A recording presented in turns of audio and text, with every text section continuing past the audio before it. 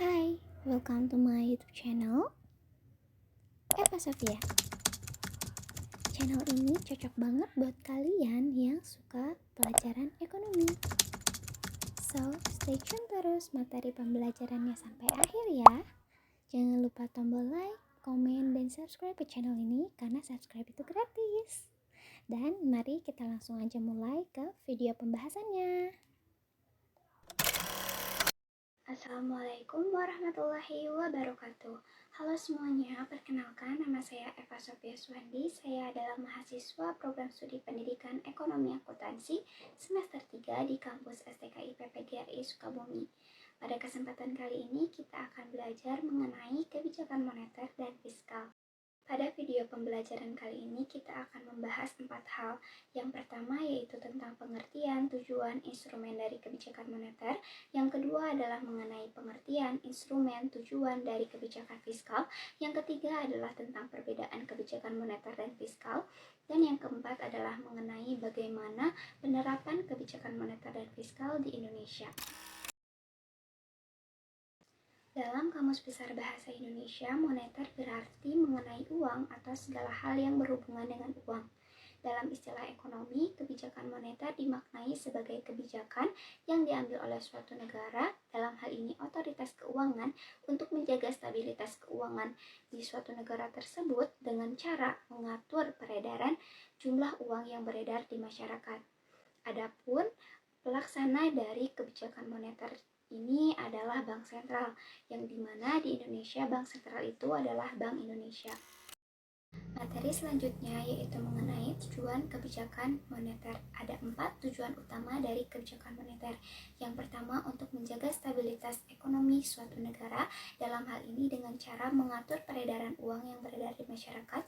Yang kedua untuk menjaga keseimbangan neraca pembayaran. Yang ketiga untuk menjaga stabilitas harga dan menekan adanya inflasi. Dan yang keempat adalah untuk mendorong timbulnya lapangan pekerjaan baru. Materi selanjutnya yaitu mengenai instrumen kebijakan moneter. Ada 3 instrumen utama kebijakan moneter. Yang pertama yaitu kebijakan diskonto. Kebijakan diskonto merupakan kebijakan yang diambil oleh Bank Indonesia untuk mematok atau memberikan penetapan terhadap nilai suku bunga yang harus dibayarkan Bank Umum kepada Bank Sentral, dalam hal ini Bank Indonesia. Nah, Bank Indonesia ini melakukan penyesuaian terhadap nilai suku bunga yang harus dibayarkan Bank Umum ini setiap sebulan sekali. Instrumen kebijakan moneter yang kedua yaitu ada kebijakan operasi pasar terbuka. Kebijakan ini merupakan upaya dari Bank Indonesia untuk menjaga stabilitas nilai tukar mata uang rupiah terhadap nilai tukar mata uang asing. Yang ketiga yaitu instrumen kebijakan cadangan kas. Pada kebijakan ini, Bank Indonesia menetapkan atau mematok nilai jumlah minimum cadangan kas yang harus dimiliki oleh Bank Umum. Materi selanjutnya yaitu mengenai kebijakan fiskal. Kata fiskal menurut Kamus Besar Bahasa Indonesia memiliki arti berkenaan dengan pajak atau pendapatan suatu negara. Kebijakan fiskal dalam istilah ekonomi dimaknai tentang suatu kebijakan yang diambil oleh pemerintah untuk menjaga stabilitas ekonomi yang terkait dengan pengaturan, pendapatan, dan pembelanjaan suatu negara. Dalam pelaksanaannya, kebijakan fiskal dilaksanakan oleh pemerintah yang dipimpin oleh Presiden, yang dijalankan secara operasional oleh Menteri Keuangan dan menteri-menteri terkait lainnya. Tujuan kebijakan fiskal ada 4. Yang pertama, untuk meningkatkan pertumbuhan dan pendapatan ekonomi. Yang kedua, untuk mendorong tumbuhnya lapangan pekerjaan baru sehingga dapat mengurangi angka pengangguran yang ada di Indonesia. Yang ketiga, untuk menjaga stabilitas harga sehingga dapat menekan adanya laju inflasi. Ada 2 instrumen utama pada kebijakan fiskal. Yang pertama yaitu pengeluaran negara. Ada 4 bentuk pengeluaran negara. Yang pertama yaitu ada belanja rutin, yang kedua ada belanja pembangunan, yang ketiga ada subsidi, dan yang keempat ada insentif. Belanja rutin. Nah, kalau belanja rutin ini terkait dengan pengeluaran untuk operasional negara, misalnya untuk membayar gaji pegawai ASN. Yang kedua, ada belanja pembangunan. Nah, kalau belanja pembangunan ini terkait upaya untuk membangun sebuah negara, misalnya membangun infrastruktur seperti jalan tol, jembatan, dan lain-lain. Kalau subsidi merupakan pengeluaran yang terkait dengan pemberian bantuan kepada masyarakat, kepada negara secara tidak langsung, lewat pemotongan harga atau biaya. Nah, kalau misalkan insentif merupakan pemberian bantuan berupa uang kepada rakyat secara langsung oleh negara. Contohnya ada biaya langsung tunai. Instrumen yang kedua yaitu instrumen penerimaan negara. Untuk mengisi kas negara ada 4 sumber penerimaan negara. Yang pertama yaitu pajak. Pajak merupakan pungutan wajib dari pemerintah kepada rakyat. Kemudian yang kedua ada bea cukai. Kalau bea cukai ini merupakan pungutan yang dilakukan pemerintah terhadap barang impor ataupun ekspor, serta terhadap barang-barang tertentu yang sudah ada aturannya khusus oleh undang-undang. Misalnya rokok. Rokok itu merupakan penyumbang bea cukai paling besar di Indonesia. Yang ketiga adalah penerimaan negara bukan pajak. Misalnya penerimaan negara yang berasal dari sitaan, denda, dan lain sebagainya. Yang keempat adalah hutang atau hibah. Hutang merupakan pinjaman yang diberikan kepada negara dari pihak ketiga, sedangkan hibah merupakan pemberian yang diberikan kepada negara.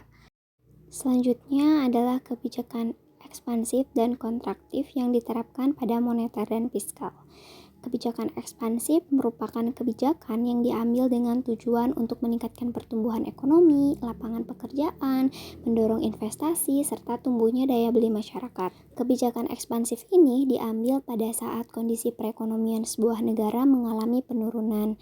Contohnya pada saat pandemi COVID-19, negara Indonesia mengambil kebijakan ekspansif. Dalam hal ini, kebijakan ekspansif baik dari segi fiskal maupun moneter memiliki tujuan yang sama, yaitu agar daya beli masyarakat meningkat. Sedangkan dari sisi moneter, kebijakan ekspansif ini diambil dengan cara mengurangi suku bunga dan mengurangi jumlah cadangan kas pada bank umum.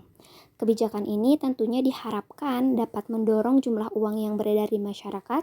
Bertambahnya jumlah uang yang beredar di masyarakat ini akan membuatkan masyarakat ini bergairah untuk melakukan belanja. Sehingga tentu daya belinya masyarakat ini meningkat dengan mengurangnya nilai bunga. Maka masyarakat ini enggan untuk menabung mengingat bunganya rendah. Di saat yang sama masyarakat juga akan sangat terbantu karena bunga bank yang rendah membuat mereka ini mudah melakukan aktivitas bisnis. Kebijakan ekspansi fiskal ditempuh dengan meningkatkan pengeluaran pemerintah dan mengurangi penerimaan pemerintah dari sektor pajak. Pemerintah ini akan meningkatkan pengeluarannya dan meningkatkan belanjanya. Di saat yang sama, pemerintah juga akan mengurangi beban pajak yang harus dibayarkan oleh masyarakat. Nah, dengan adanya kebijakan ini, pemerintah itu tentu berharap agar daya beli masyarakat ini meningkat, mengingat beban pajak yang ditanggung oleh rakyat pun berkurang. Kebijakan ekspansif ini dilakukan secara bersama-sama, baik ekspansif moneter maupun fiskal, karena mengingat kebijakan moneter dan fiskal ini merupakan satu kebijakan yang utuh yang dilakukan untuk sebuah negara, walaupun dijalankannya itu oleh institusi yang berbeda-beda. Selanjutnya yaitu ada kebijakan kontraktif. Nah, kalau kebijakan kontraktif ini disebut sebagai kebijakan pengetatan. Jadi pemerintah ini menerapkan kebijakan pengetatan dikarenakan terjadinya laju inflasi yang tinggi. Jadi harga-harganya itu mengalami kenaikan yang mengakibatkan terjadinya penurunan daya beli masyarakat. Kebijakan kontraktif secara fiskal dilakukan dengan mengurangi belanja negara, menaikkan pajak, mengurangi subsidi, sedangkan dari sisi moneter, kebijakan kontraktif ini dilakukan dengan cara menaikkan suku bunga, menaikkan cadangan kas, karena dengan menaikkan suku bunga diharapkan jumlah uang yang beredar di masyarakat ini semakin sedikit. Begitu juga dengan menaikkan cadangan kas dalam bank umum, membuat bank itu tentunya berhati-hati atau sangat selektif dalam memberikan kredit. Karena mereka itu punya batas cadangan yang harus dijaga sehingga uang yang ada di dalam kas bank ini tidak digunakan untuk menyalurkan kredit secara keseluruhan kepada masyarakat. Sebelum kita masuk ke materi selanjutnya, coba kalian tolong pause dulu video ini, lalu tulis di kolom komentar, menurut kalian apa sih perbedaan dari kebijakan moneter dan fiskal? Materi selanjutnya tentang perbedaan kebijakan moneter dan kebijakan fiskal. Sejatinya, baik kebijakan moneter maupun kebijakan fiskal memiliki tujuan yang sama, yakni untuk membangun pertumbuhan perekonomian serta untuk menjaga stabilitas perekonomian dari suatu negara tertentu. Namun, pada prakteknya, terdapat sedikit perbedaan antara kebijakan moneter dan kebijakan fiskal. Yang pertama dari segi pelaksana. Kebijakan moneter ini dilaksanakan oleh Bank Sentral. Dalam hal ini, yang berperan sebagai bank sentral di Indonesia itu adalah Bank Indonesia. Dan yang kedua, yaitu dari segi instrumen. Dari segi instrumen, kebijakan moneter ini ada 3 instrumen. Yang pertama ada kebijakan diskonto, ada kebijakan operasi pasar terbuka, dan ada kebijakan cadangan kas. Sedangkan untuk kebijakan fiskal, dari segi pelaksananya yaitu dilaksanakan oleh pemerintah yang dipimpin oleh presiden dan dibantu oleh Kementerian Keuangan dan menteri-menteri yang terkait lainnya. Dan untuk instrumen pada kebijakan fiskal yaitu ada 2 instrumen. Yang pertama ada instrumen pendapatan negara dan yang kedua ada instrumen pengeluaran negara. Materi selanjutnya yaitu mengenai bagaimana sih penerapan kebijakan moneter dan fiskal di Indonesia. Seperti yang kita ketahui bersama dan kita alami bahwa pada saat pandemi COVID-19 ini masuk ke Indonesia itu sangat berdampak sangat besar dalam segala aspek kehidupan, terutama dalam aspek ekonomi. Pada masa pandemi, perekonomian di Indonesia ini mengalami penurunan yang cukup sangat drastis. Tentu saja hal tersebut disebabkan oleh banyaknya aturan-aturan darurat pasca pandemi. Sebagai contohnya nih, ada pembatasan kegiatan ekspor dan impor. Tentu saja hal tersebut dapat menyebabkan pendapatan negara berkurang. Nah, untuk mengantisipasi dan untuk mengatasi hal tersebut, pemerintah mengeluarkan kebijakan ekspansif, yakni kebijakan yang dilakukan untuk ketika ekonomi suatu negara ini mengalami penurunan. Adapun kebijakan ekspansif secara fiskal dapat dilaksanakan dengan pemerintah berupaya untuk meningkatkan anggaran atau pengeluaran pemerintah dengan cara memberikan insentif atau bantuan-bantuan kepada masyarakat. Sebagai contoh, pada saat pandemi, dari segi persekolahan, SPP dihapuskan. Terus dari segi pendidikan, siswanya diberikan bantuan subsidi berupa kuota dari pemerintah. Terus yang ketiga, dari segi rumah tangga, ada subsidi listrik dan masih banyak lagi yang lainnya. Dari sisi moneter, kebijakan ekspansif dilakukan dengan cara mengurangi atau menurunkan nilai suku bunga yang diterapkan oleh Bank Indonesia kepada Bank Umum. Dari data yang dirilis oleh BPS, diketahui bahwa suku bunga Bank Indonesia pada Desember 2018 adalah 6%, kemudian pada Desember 2019 adalah 5%, pada Januari 2020 suku bunga yang ditetapkan Bank Indonesia ini masih stabil di angka 5%. Sedangkan pada periode bulan Juli sampai dengan Oktober selama 3 bulan berturut-turut, nilai suku bunga bank ini bisa turun menjadi 4%. Hal ini tentu saja jelas menunjukkan bahwa terjadi penurunan nilai suku bunga pada periode 2018 kepada periode 2020. Hal ini menunjukkan bahwa Bank Indonesia benar-benar menerapkan kebijakan ekspansif ya.